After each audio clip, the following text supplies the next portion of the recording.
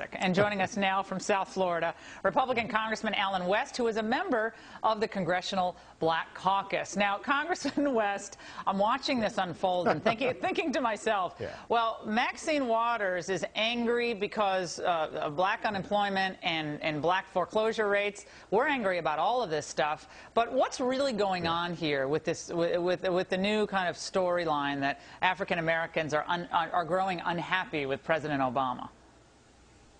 Well, I think, Laura, when you look at what is happening, the laughable hypocrisy is that the big black bus is not going into the black community.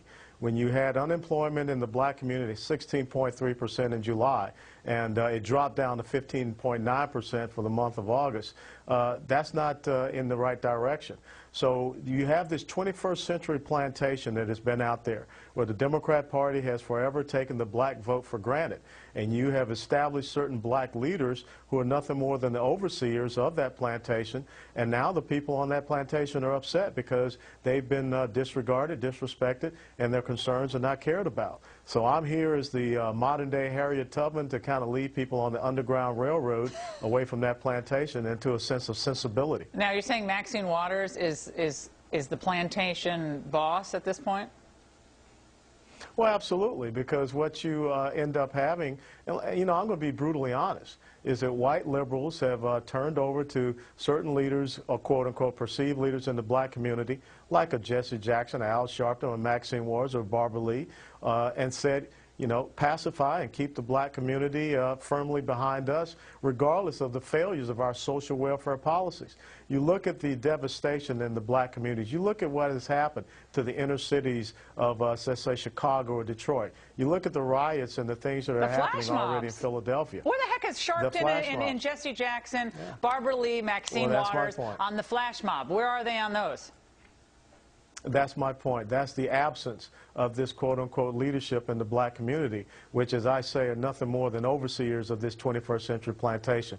So the Republican Party has not done very well in reaching out, and I think that that's where we have an opportunity to show that the conservative principles and values that really are the cornerstone and the bedrock of the black community, individual responsibility and accountability, faith and family, hard work ethic, those are the type of things we can reconnect to the black community and once again get a thriving economic community within our inner cities. Now, today the president continued the bus tour. I guess it's mercifully coming to an end, but he's continuing the bus tour.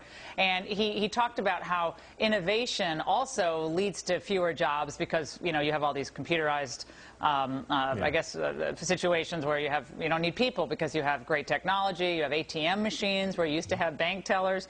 And I'm thinking to myself, okay, now innovation is to blame for the loss of jobs. It's either the Republicans' fault, the Tea Party's fault, the mean Congress, or now it's innovation and modernization is the problem.